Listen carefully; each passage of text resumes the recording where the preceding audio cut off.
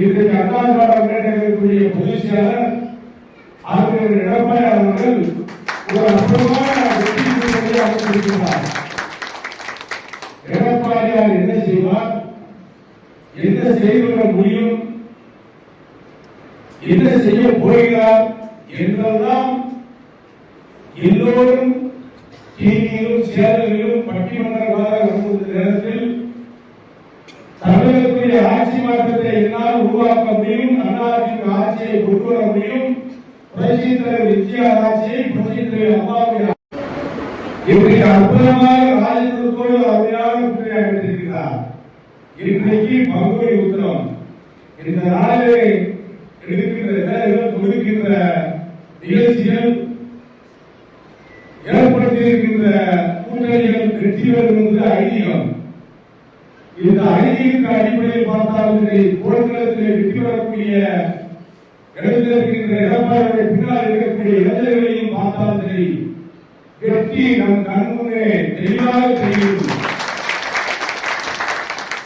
மே மாதம், அடுத்த மே மாதம் 2026 மே மாதத்துக்கு பிறகு சட்டமன்றத்துடைய கதாநாயகனாக முதலமைச்சராக சட்டமன்றத்துக்குள் எடப்பாடியார் சென்றிருக்கிறார். சென்னை ஜெயலலிதாஸ் கோட்டையை தேசிய கொடியை ஏற்றி வைத்து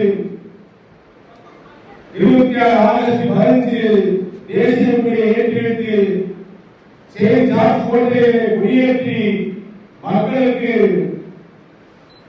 சிறப்பாக இருக்கிறார். இந்த காட்சியெல்லாம் இன்றைக்கு எங்கள் கண்முன் நாம் கண்முன் அறிகிறது.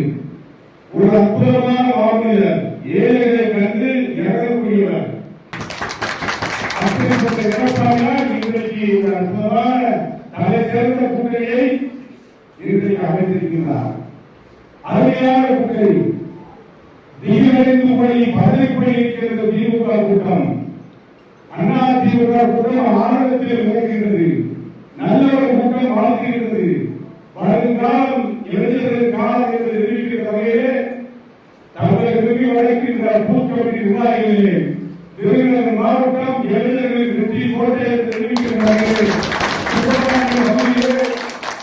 அற்புதமான இளைஞர்களும் எனது சகோதரிகளும் மனிதர்களும் பதாரிகளுக்கு இயக்கத்திலே தங்களை இணைத்துக் கொண்டு பூக்கமிட்டியை பொறுப்பாக வந்திருக்கின்ற அத்தனை இளைஞர்களுக்கும் எனது பணிவான வாழ்த்துக்களை வணக்கங்களை சொல்லி பிளே ஸ்டோர் மற்றும் ஆப் ஸ்டோரில் இருந்து பாலிமர் செயலியை QR கோடு மூலம் பதிவிறக்கம் செய்யுங்கள். செய்திகளை உடனுக்குடன் பெறுங்கள்.